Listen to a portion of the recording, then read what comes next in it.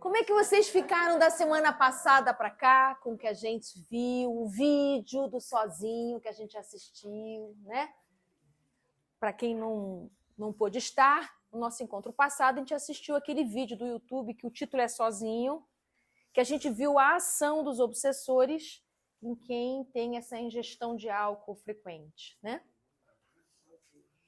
E como é que ficou? Tudo bem? Alguma dúvida do que a gente estudou no encontro passado? Nenhuma dúvida. Vocês estão muito sabidos, hein? Vou falar. Você quer turma? Praticando pouco. Ou estão praticando pouco, ela está perguntando aí. Então, diga. Esse vídeo fica ali na cabeça, né? Eita, que bom, que bom. Isso foi bom.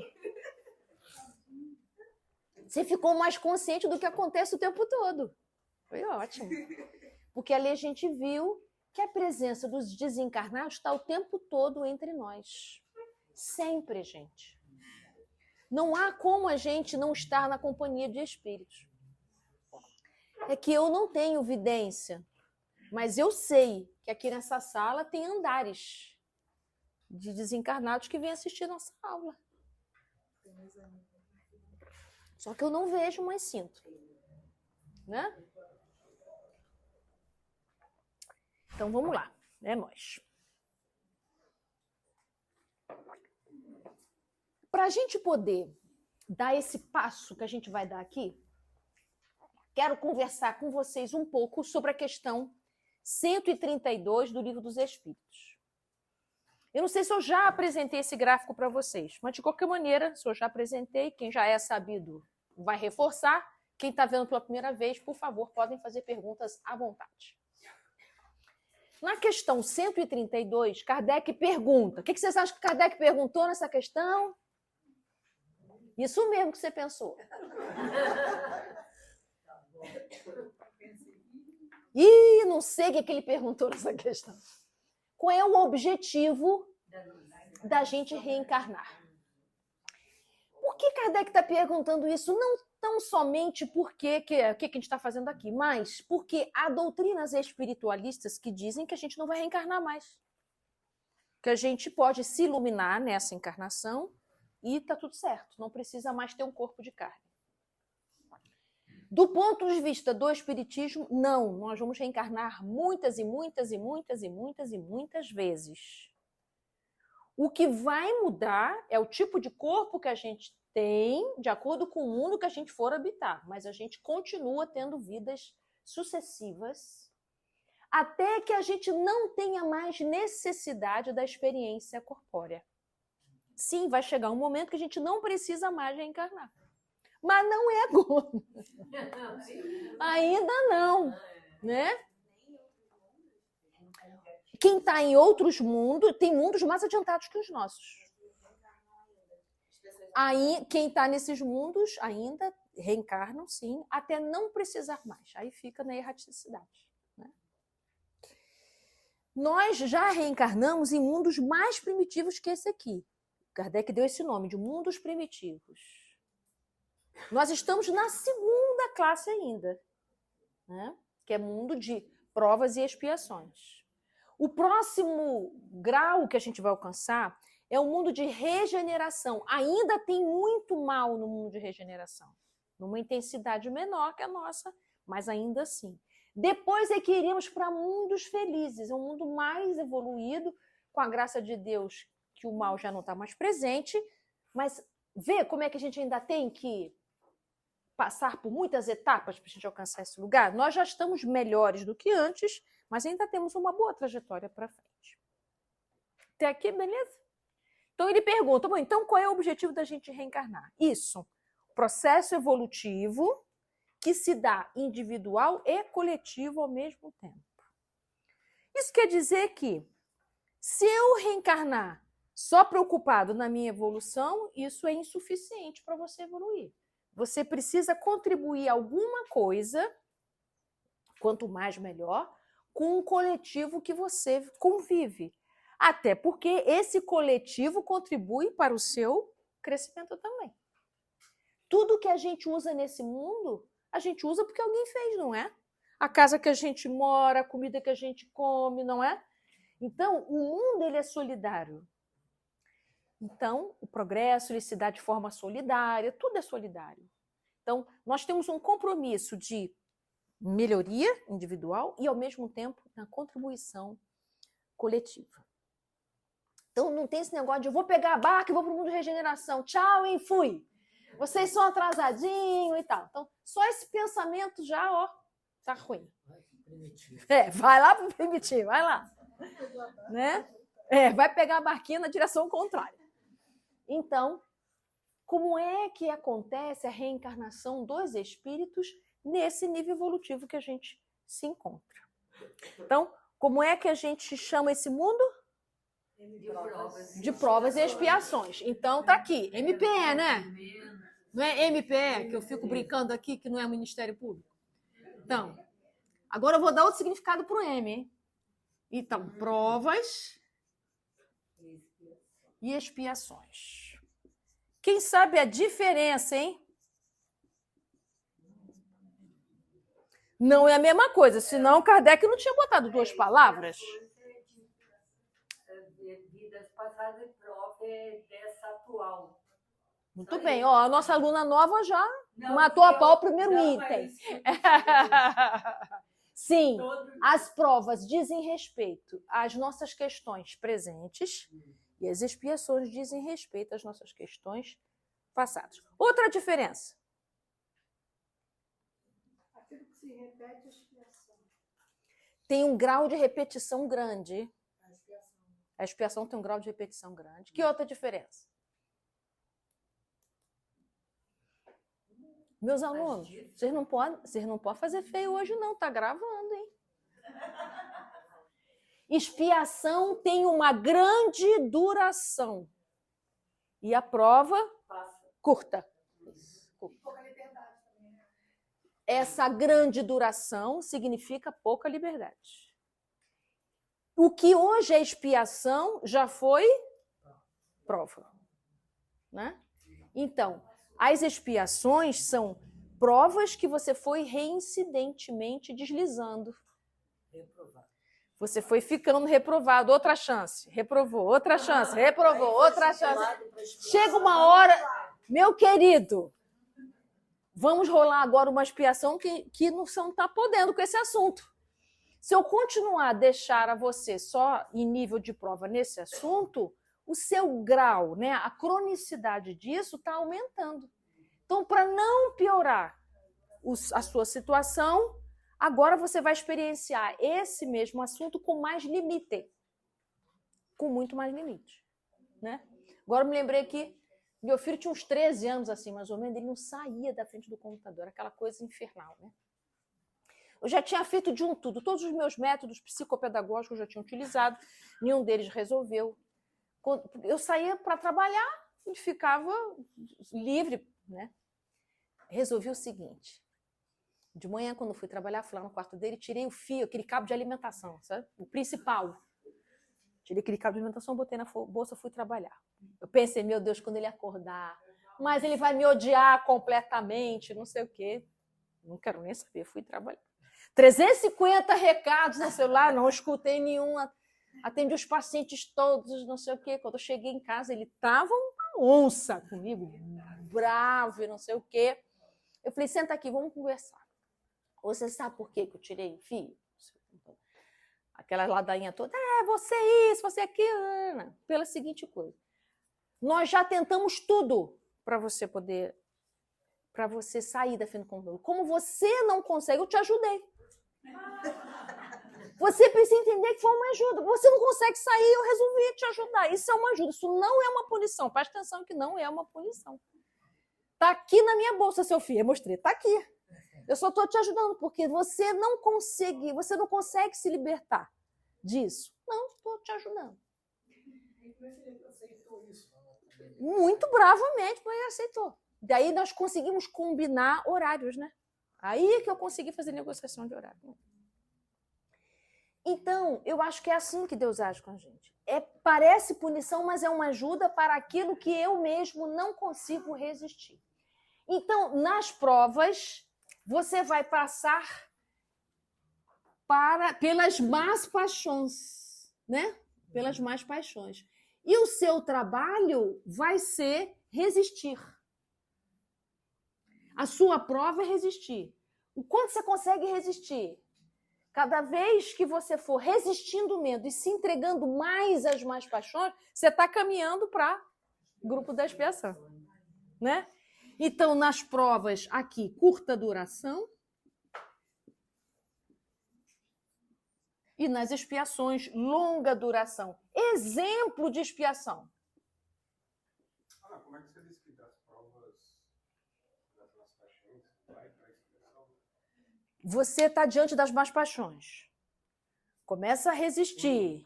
Aí você está conseguindo cada vez menos resistir. Cada vez mais entregue às más paixões. Totalmente entregue às más paixões vira expiação.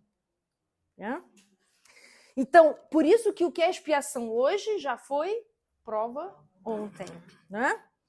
Então, porque a finalidade é que o espírito tenha autonomia sobre si. Quando a gente ainda está engateando nessa autonomia sobre si, a gente cede a tudo que é excesso. Vocês sabem que a gente é tendente a excesso, né? Nós somos tendentes a excesso.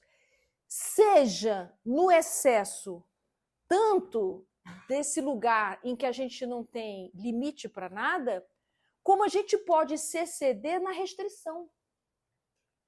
Por que a gente é chegado a excesso? Por causa da nossa imaturidade moral. O nosso trabalho é conquistar sobriedade. O que é uma pessoa sóbria? Ela tem limites. Não precisa ninguém dizer para ela. Ela tem esse limite por si mesma. Então, para a gente conquistar sobriedade, a gente vai bater cabeça nesses extremos excedidos que a gente fica até a gente conseguir encontrar um ponto, né, de equilíbrio, de paz, de calma. Mas para nós isso é uma conquista ainda. Então, tá claro aqui, ó, resistir às más paixões que a gente precisa. Aí a gente chegou na expiação, fica em longa duração, porque os débitos são grandes. O que era o exemplo de expiação? O que é uma expiação? Doenças, você ficar sem visão, sem andar.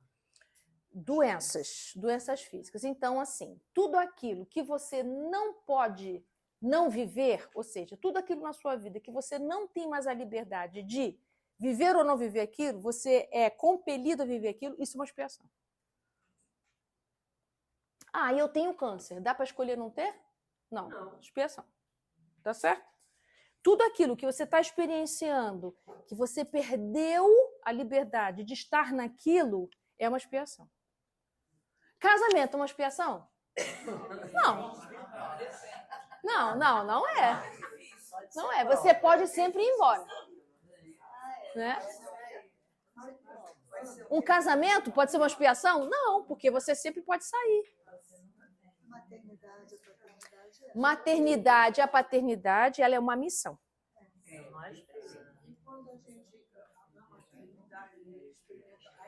Sim, eu posso, na maternidade, experienciar uma relação com o filho, que é uma expiação. Sim, uma relação adoecida, né? Uma relação adoecida. Sim. Não, porque a alergia passa. A sensibilidade fica para a vida toda. A pessoa pode nunca mais poder ter contato com aquilo que ela gostava muito. Por exemplo, nasceu com diabetes, expiação. Né?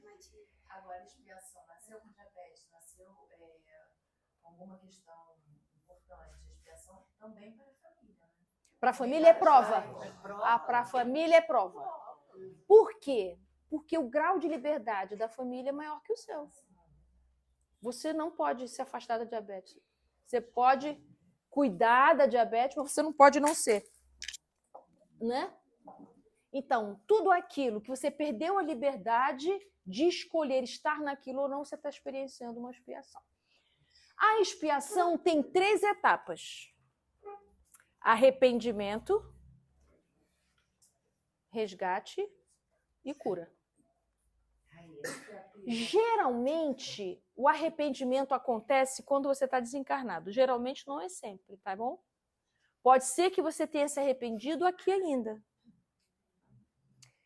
Pode ser que você já esteja no momento de estar resgatando aquilo, melhorando aquilo, ajustando aquilo. E pode ser que você já esteja na etapa final, que é a etapa de cura. Quanto tempo a gente leva em cada etapa? Depende de cada um, depende da gravidade, depende de tudo. Só se sabe que são essas 3 etapas para você poder ir, né, se localizando nela. Quanto mais intenso, mais doído, mais pesado, provavelmente você está na primeira ou na segunda etapa. Quanto está mais, né, tá mais perto de se curar, você pode estar na última etapa dela. Provas, expiações. Dureza, né? Que dureza. Não é mole não encarnar nesse mundo aqui.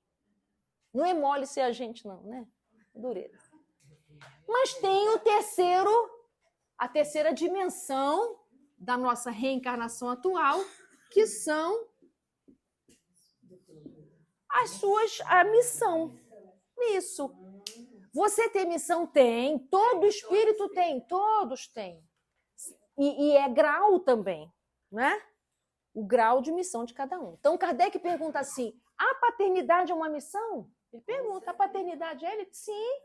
Sim, a paternidade é uma missão, a maternidade é uma missão, você ser professor é uma missão. O que é uma missão? É aquilo que você doa para o mundo. Aquilo que você contribui para o mundo melhorar. Lembra que eu falei que a evolução ela é individual e coletiva? Então, como é que você participa para a melhoria do mundo? O que você trouxe para contribuir com o mundo? A minha habilidade de cozinhar, a minha habilidade de liderar, tem a ver com as suas habilidades. A minha habilidade de cuidar, a minha habilidade de curar, sei lá. Qual é a sua contribuição? E por que é importante isso? Porque aqui é a área da sua vida que você tem nutrição. É aqui que acontece a sua nutrição espiritual. Sim, é aqui que a espiritualidade maior te intui, te apoia, te sustenta. Claro que sustenta aqui também. Mas aqui a gente está assim, ó, totalmente disponível, a gente está aberto, sensível, para a gente poder se abastecer. É aquilo que a gente faz na vida da gente que nos dá alegria, que nos dá contentamento. Né? A contribuição que eu dou para o mundo é que eu gosto de cuidar. Ótimo! É bom que você gosta de cuidar. Esse é o lugar em que você tem bastante condição de contribuir e de se nutrir ao mesmo tempo. Não é dando que você recebe? Aí, a área da missão. Então, MPE, outro significado para o M, né? Missão, prova e expiação. Né? Então, o nosso MPE é isso. Estamos juntos até aqui? Estamos. Ok. Engraçado, eu estava lá, uma cidade dessa aí que eu estava, me perguntou assim, uma pessoa de 150 quilos, 160 quilos, o que está acontecendo com ela? É uma prova ou uma expiação? É uma prova. É uma prova que vai virar uma expiação. Porque está no descuido do corpo. Né? Aí o outro perguntou assim, mas e se for aquele engordar que você toma um glifage, dá uma resolvida uma vez por ano e você volta ao normal? A gente fica sempre tentando escamotear, não tem jeito. Muito bem, tá entendido aqui? Vocês já estão sabichão, beleza? O que tem a ver com alcoolismo isso? E agora?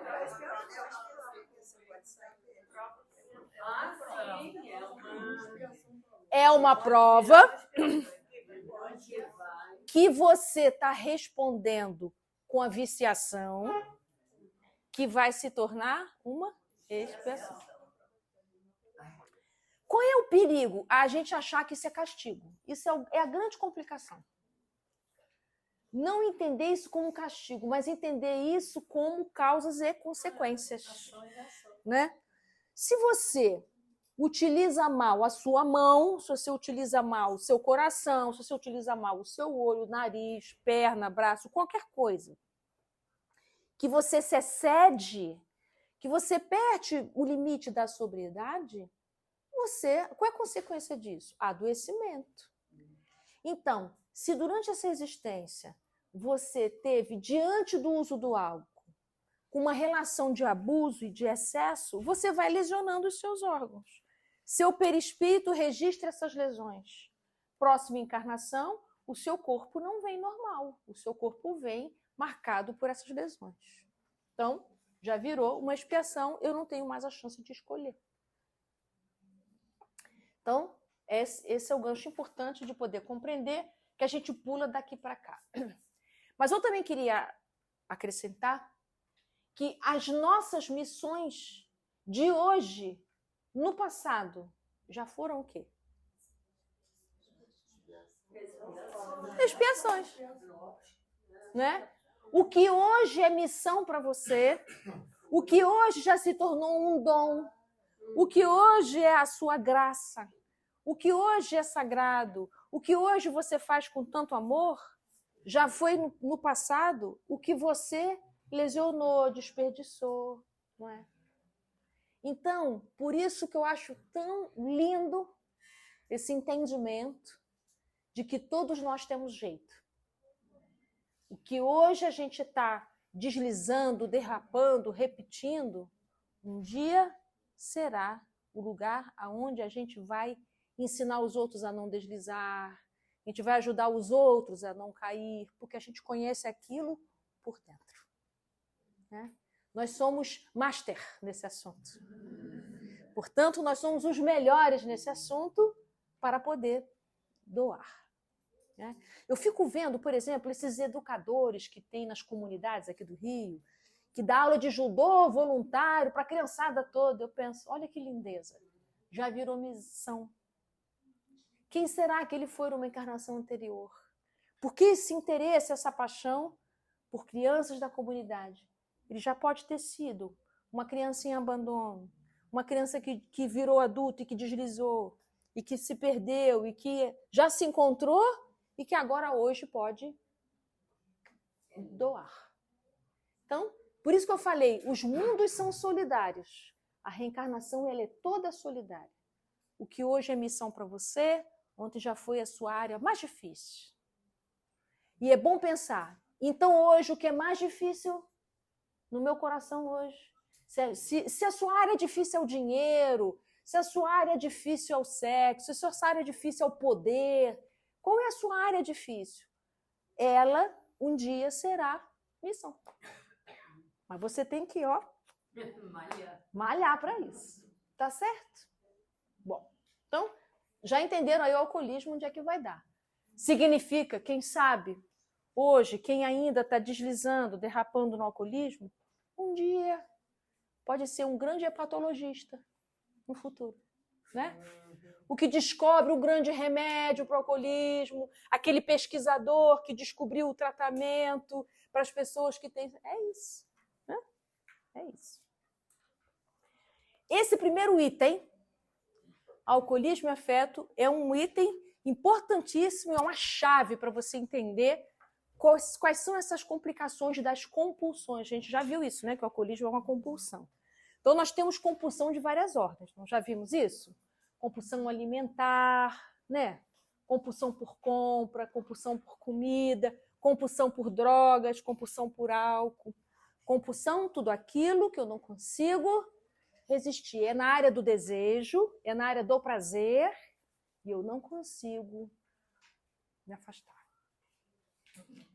Então, tem uma coisa importante sobre afeto que a gente precisa aprender para ir começando a se ficar atento a isso. O nosso relacionamento, quando a gente é pequenininho, nas nossas famílias, eles são tudo que a gente tem. Pensa, você pequenininho, tem seu papai e sua mamãe. Para você que não conhece o mundo para você é quem? Seu papai e sua mamãe. Não existe, não tem para ninguém, só existe essas duas pessoas. Depois é que vem vó, tio, enfim. Vó vem logo, certo? Mas tenho que me conformar, que é o segundo lugar, depois da mãe, mas está tudo bem. Mas é muito importante compreender que essa ligação afetiva, ela vai se solidificando por camadas através da repetição. Repetição. Todo dia, meu filhinho, não sei o quê, olha aqui a mamadeira, olha isso, nananana, aqui a mamãe, olha aqui o papai, fala mamãe, fala papai, papai. Então a gente vai estratificando entendimentos afetivos, cognitivos por repetição. Estamos juntos? Se todo dia tem grito na minha casa, o que eu aprendo? Que gritar é o modo da gente se relacionar. Tchau, Sandra. Obrigada pela sua visita. Bom retorno. Imagina, fica à vontade. A carona estava esperando. Tá certo. Se todo dia tem qualquer tipo de violência, como é que eu entendo o afeto? Pela violência. Se todo dia tem beijo, afeto é pelo beijo. Então, tudo aquilo que repete vira para mim a informação afetiva daquelas relações. Então, para eu me sentir perto desses afetos, o que eu vou fazer para me sentir perto afetivamente? Repetir. Então, se a minha mãe era maluca da arrumação, e todo dia eu via aquela doideira da arrumação, eu repito isso sem me dar conta. Eu também arrumo, né? Acho que eu já contei aqui, não lembro se foi aqui ou em outra sala, que os meus filhos, mas eles tiravam uma onda comigo danada, porque na mesa do café da manhã eu tampava tudo. Eu tampava a manteiga, tampava o açúcar, tampava o presunto, o queijo, tampava tudo. A gente estava comendo, eu já estava tampando. Nem eu sei porque eu tampava tanto assim, gente. E tampa. E eles ficavam assim, mãe, quer deixar estampado? Que não passei a manteiga no meu pão e não sei o quê. Eu falei, desculpa e tal. Mas era assim automático, sabe? Eu servia manteiga tampada, era uma coisa assim. Um dia tal, minha mãe foi visitar a gente, coincidentemente, era um lanche. Minha mãe tampando tudo. Gente, os meus filhos olharam diretamente, tipo assim, Não sei de onde veio. Mamãe tampando tudo. E eu falo pra minha mãe, deixa eu comer a geleia. Peraí. Aí ela, tá, desculpa. Não sei. Aí acabou aquele lanche, eu falei assim, mãe, eu descobri uma coisa terrível. Eu tampo tudo igualzinho a você. Ela, eu tampo? Tampa, você tampa. Tampou a geleia, o requeijão, a manteiga, você tampou tudo da família. Que tanto você tampa? Gente, aí ela lembrou o seguinte, que ela veio do Nordeste e vieram morar na Penha e moravam perto do curtume, que era uma moscarada sem fim. Tudo tinha que tampar, tinha até uma redinha tipo essa aqui, assim, ó, que se botava em cima das coisas, não sei o quê. Ela falou assim, minha filha, deve ser por isso que eu tampo tudo na minha casa. Minha mãe tampava tudo, tô eu tampando assim. Pois é, mãe, a gente não mora na Penha, nem tem curtume. Tô eu e você tampando esse negócio. Vamos parar de tampar as coisas. Tem que tomar café sossegado, que aflição, que agonia. A gente tudo agoniado, tampando coisa. Eu e ela na mesa, aquela coisa. Nós até achamos graça depois, né? E aí, olha então, percebe a repetição do comportamento, que nem ela se deu conta, nem eu. E assim, a gente repetindo o comportamento que foi útil no momento e que depois já não tem mais nada a ver com nada. Então, a gente pertence aos nossos grupos e são esses atos repetidos que nos dá grau de pertencimento e sensação de conforto. Então, o que é importante? Já que é pela repetição, pelo amor de Deus, vamos repetir coisas boas, né? Coisas que não sejam inúteis, coisas que nos façam bem. Tomar consciência do que você repete. O que isso tem a ver com alcoolismo? Os estudos sobre terapias familiares descobriram o seguinte, deixa eu beber uma água aqui, que as crianças que viveram ambientes assim, peraí,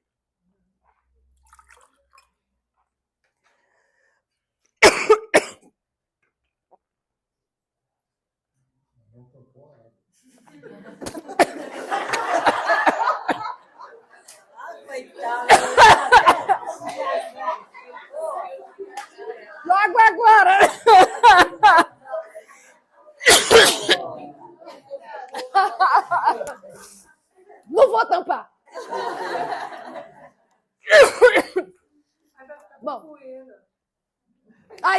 neurose. Vai aumentar a minha neurose. Então, os terapeutas familiares descobriram isso. Que quando eu sinto falta de alguém, eu repito o comportamento desse alguém. Que babado! Porque na repetição eu me sinto próximo. Isso. Então, a repetição aproxima, nos enlaça, nos faz sentir parte. Então, eu posso repetir falência financeira, repetir alcoolismo, repetir desastres afetivos, comportamentos lesivos, gritos, violência, tanto quanto eu posso repetir. E a gente fica pensando assim, meu Deus, mas não poderia repetir uma coisa boa? Para eu poder repetir uma coisa boa, eu vou precisar tomar consciência dessa repetição negativa primeiro, para depois eu escolher essa repetição positiva.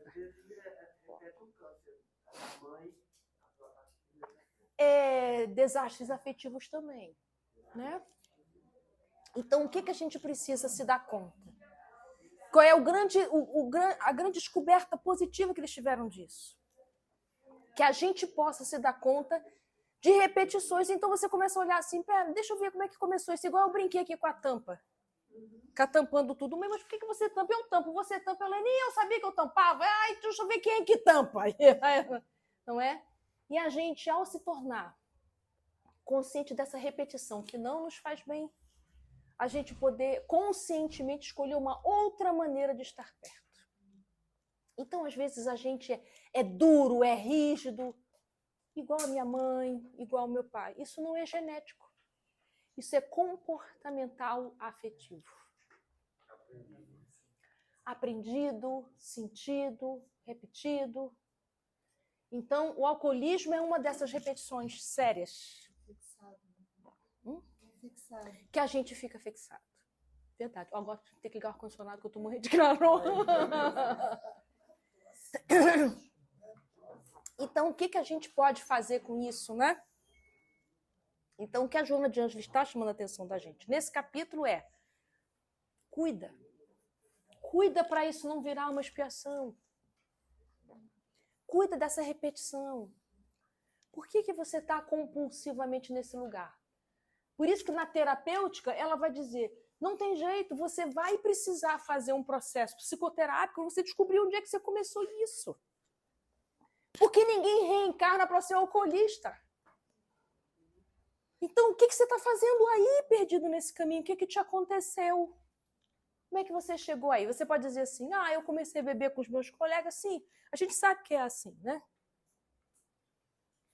Numa festa, com os amigos, ou sei lá, tem milhões de motivos, mas procura saber se não tem uma repetição. Se através dessa repetição, isso te fez se sentir próximo. E aí, hoje a gente vai fazer um exercício ainda sobre isso. Quantas repetições positivas a gente pode escolher para a gente se sentir pertencente aos nossos grupos familiares? Essa última vez que eu me deu dúvida. Então, tipo, no plano reencarnatório não pode haver a ideia de você vai ser alcoólatra. Graças a Deus que não. Um planejamento reencarnatório não tem nada lesivo. Você vai ter AIDS, você vai se suicidar, você vai ser alcoolista. Eu estou contando isso pelo exemplo do meu avô, que foi alcoólatra e os irmãos dele também eram. Então, olha aí o laço. Todos se enlaçavam, se sentiam próximos através do alcoolismo. A repetição do comportamento tornava esse grupo o mesmo, né? Então, vamos lá. Diz a Joana que o alcoolismo tem a sua face ilusória, que no começo a gente acha que não, eu bebo só socialmente, é só para me divertir, é só para me sentir bem. Isso é uma ilusão. Por quê? O relaxamento, a desinibição que a pessoa sente, ela fica apaixonada por isso. Botar aspas, por um tipo de bem-estar que ela sente. E ela acha também que é normal beber porque todo mundo bebe. Olha a coisa da repetição que me deixa incluído. Todo mundo na minha rua bebe, todo mundo bebe. Vocês já viram que agora barbeiro, só existe barbeiro com bebida? Isso é uma inovação. Então, agora, para você fazer barba, bebe cerveja. E é junto com tabacaria também, charuto. Junto com charuto, com cigarro. Então, assim, olha a banalização. Isso! Exatamente. Uma coisa normal. Coisa de homem, isso. Beber cerveja, cortar barba e não sei o quê. Mas o barbeiro é um ambiente bem que vão os homens cortar cabelo e fazer a barba. Né? Prosecco. Sim, é a banalização da bebida. Como se nós fôssemos imunes e resistentes a isso. Não há problema algum. Né? Então, como é difícil resistir? Muito difícil, não é tão fácil resistir. Porque é tão, aspas, natural que a gente estranha quando não tem. Quando deveria ser o contrário, de estranhar quando tem. Né? Eu já disse aqui na aula quando a gente estudou sobre tabagismo, eu espero que aconteça com álcool o que aconteceu com cigarro. Né? Bom, ela então vai dizer que você pode experienciar uma intoxicação aguda, aquela embriaguez passageira, né? Que tem 3 fases. A excitação, depois a depressão, e pode ser a terceira fase, que é pesada, pode ser uma coma alcoólica. Como tem as intoxicações crônicas, ou seja, o vício é tão alto, que o pequeno gole dá o efeito como se tivesse bebido muitas horas. O corpo já está totalmente impregnado, encharcado, né? Nos casos crônicos, ela diz que antes dos delírios há estados neurasteniformes. Lembra quando a gente estudou neurastenia, aquela exaustão? Fadiga, dores esparsas, astenia muscular, perturbações digestivas, cefaleia, sono com confusão mental, inquietação, cansaço. Então, antes dos delírios, porque vai crescendo esse caso crônico, a pessoa passa a ter delírios tremens, lembra? Né? Aqueles tremores, né? E os delírios mesmo, começar a ver coisas, a ouvir coisas, né? Ela também acrescenta que o paciente tem grande dificuldade de aceitar tratamento. Não se admite adoecido. Verdade, né? O alcoolista nunca acha que ele tem vício. Ele sempre acha que ele é livre diante daquele desejo, né? Então, agora eu queria que vocês abrissem um livro, num trecho que eu não coloquei o resumo, porque não dava para resumir, então a gente precisa ler juntos, tá? Até aqui estamos juntos?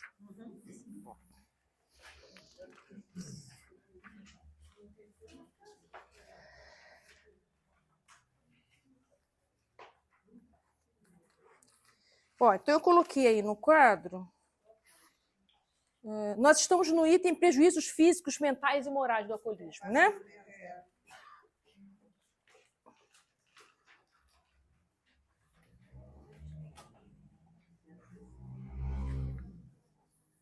Então, na página 162, cada uma dessas formas. O resto está tudo resumido aí. 162, nessa edição aqui, ó. 160 em outras edições, né? Não, 60 ela já passou. Essa nova é a última. Ela já passou.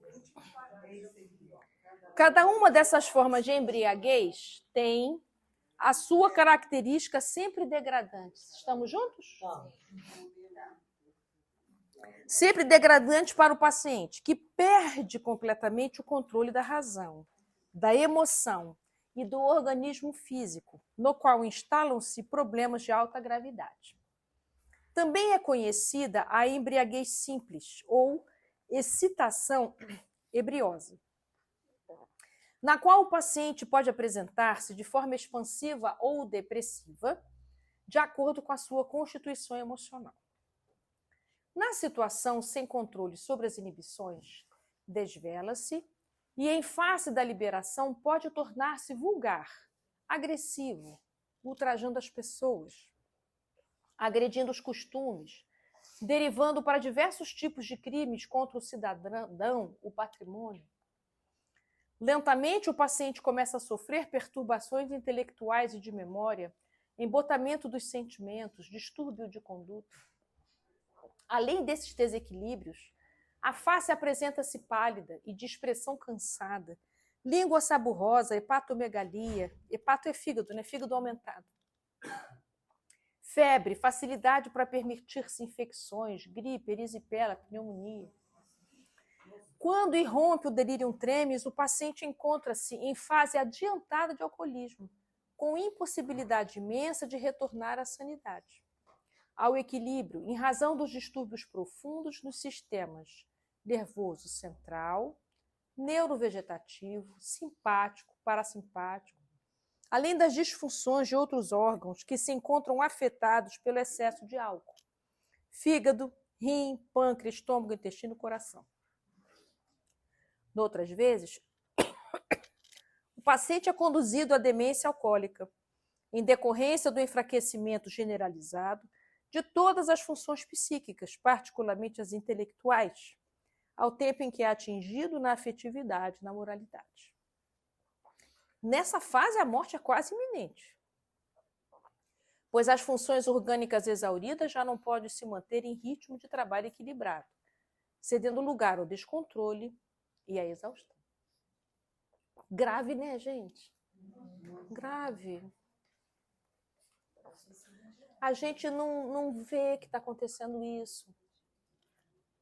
É grave isso, é algo assim, dolorido, né? E que quem está vivendo isso e não está conseguindo se libertar disso, como isso é doído, né? Pode acontecer em muitos pacientes crônicos, antes da ocorrência dos acidentes delirantes, aí só escrevi, ó, estados neurasteniformes. Sempre se diz que é preciso que a pessoa queira curar, mas se um ex-familiar seu está no estado tal, ele nem tem condição de querer ou não é válido a gente internar essa pessoa. É válido, mas ela vai reincidir. Mas é válido internar. A Joana de Ângeles sugere internar. Ó, o primeiro item é internação. Sugere internar, sim. Mesmo contra a vontade da pessoa que ela está em estado pesado. Mas isso não quer dizer que você vai resolver. É uma parte da resolução, né? Daqui a pouco sai a internação, volta. Porque não adianta internar porque ajuda a pessoa a sair daquele estado tão doloroso, né? Mas a compulsão está ali. É que nem você fazer cirurgia bariátrica e não trabalhar a sua ansiedade. Você vai voltar a comer tudo e vai engordar tudo outra vez. Porque a gênese não é o tamanho do estômago. A gênese é aquele buraco afetivo enorme que você coloca a comida no lugar. Enquanto não puder curar esse lugar carenciado, porque, na verdade, no alcoolismo é uma grande carência afetiva imensa, uma dor afetiva muito grande, que preencheu com esses estados que a gente está estudando aqui. Mas enquanto a pessoa não puder resolver isso, não temos solução, né? Então ela termina. Então esse parágrafo já está aqui, né? A verdade insofismável é que o alcoólico é um paciente que apresenta grande dificuldade de aceitação terapêutica, por estar escamoteando sempre os tormentos sob justificações ora acusatórias como de responsabilidade daqueles que lhes criam situações difíceis, ou como de vítima das circunstâncias, que dizem poder reverter quando quiserem, que nunca conseguem, né? Então, até ele poder se encontrar com a verdade vai levar um grande tempo. Tratamento do alcoolismo, diz ela. Em face da gravidade do alcoolismo, são necessários recursos psiquiátricos, tem que tomar medicamento, psicológico e orientação social, a fim de auxiliar o paciente na recuperação da saúde. Os índices de melhora através dos alcoólicos anônimos são imbatíveis. Não tem, assim, a Organização Mundial de Saúde já declarou com todas as letras que é imbatível o tratamento pelo ar, né? De acordo com a extensão de cada caso, é sempre recomendável a orientação psiquiátrica, com conveniente internamento do enfermo, aí, Vera, a fim de auxiliá-lo na desintoxicação, naturalmente acompanhada de cuidadoso tratamento especializado. Nessa fase, sempre pode ocorrer um colapso, em defluência da falta de álcool no organismo. A abstinência não é para qualquer um, né, gente? Até abstinência de Coca-Cola é difícil. Tem pessoas que é um sofrimento atroz, abstinência de café, de Coca-Cola.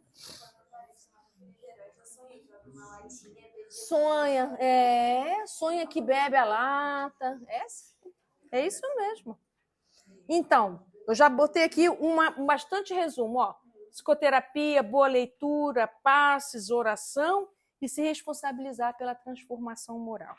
Então, vamos lá para o parágrafo A Psicologia e a Psiquiatria Espíritas, que antes disso são esses itens que eu já resumi.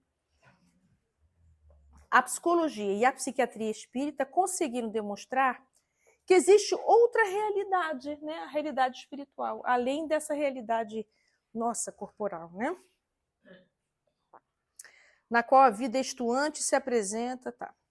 Dessa forma, levantaram um véu que dificultava a visão do mundo espiritual existente e desconhecido, vibrante, gerador de fenômenos que se apresentam na esfera física, antes não entendidos e considerados miraculosos, desbordando em fantasias e mitos, ora fascinantes, ora aterroradores. Então, desse modo, mais um parágrafo à frente. Importante é o ser em si mesmo, portador de possibilidades quase infinitas na sua trajetória, dependendo sempre da sua eleição pessoal em torno da busca da plenitude. Enfermidades, desaires, sofrimentos, alegrias, esperanças fazem parte do trajeto a percorrer. Nunca esquecendo que a cada passo dado, uma nova conquista se insere no equipamento de realizações enobrecedoras. Eis porque a jornada humana deve se caracterizar pela visão e pela ação positiva, no incessante labor de autorrealização, para melhor contribuir em favor da coletividade da qual faz parte. Agora a parte mais legal, hein?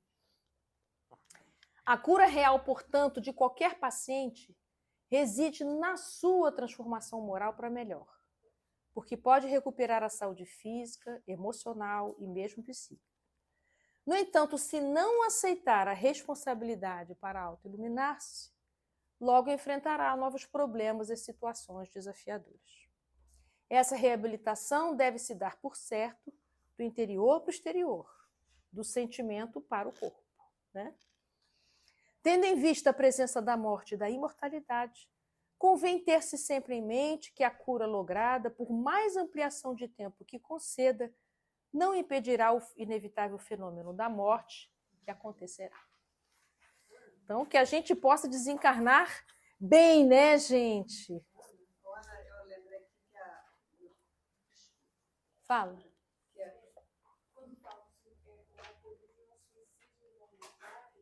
Involuntário não, indireto. Indireto, porque não é assim, vou morrer hoje. Eu vou deteriorando o meu corpo, deteriorando, até o espírito não ter mais condição de habitar esse corpo e de desencarna antes do tempo. É por isso que é suicídio indireto. Não só o alcoolismo, tudo aquilo que destrói seu corpo. Pode ser comida, pode ser. Pode ser comida, pode ser qualquer outro tipo de vida que você tem. Uma vida muito estressante, você trabalha demais, também é. Porque você não está podendo usar o seu corpo no equilíbrio. Então você reduz seu tempo de vida, né? É isso que a gente precisa cuidar, né, minha gente? Cuidar do nosso jumentinho, não é isso que o Chico Xavier chama, jumentinho? esse caso do meu pai, eles eram 5 irmãos, 4 homens e uma mulher. Os 4 homens eram alcoólatras. A minha tia não chegou a ser alcoólatra, não, mas o marido dela morreu de cirrose. Como é que fica o retorno desse povo todo? Deus abençoe, né? Como é que fica o retorno? Bom, cada caso é um caso, não sei, né? Eles vão fazer uma grande revisão dos caminhos, o que podem fazer diferente para se reabilitar, para ajustar. Não necessariamente tem que encarnar juntos, não. Depende, né? Da necessidade. Eu sempre acho muito importante, porque assim, todos são compulsões. tabaco, mas o alcoolismo e a droga adicção particularmente envolvem muito a família. Muito. Então, muito. assim, eu sempre digo, como ela falou, né? A pessoa não quer, assim, mas vai você como familiar. Porque o AA também...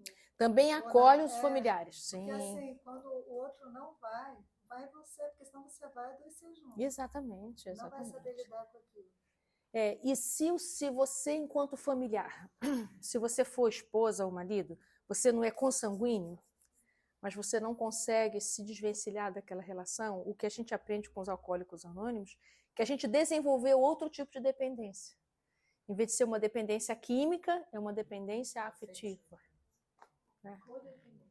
Que é codependência. Então, o grande trabalho, o bonito trabalho, é de restauração dos afetos para poder lidar com isso de uma maneira diferente. Né? Eu acho que, de uma certa forma, também libertar a pessoa, porque muita gente acha que não pode deixar o outro.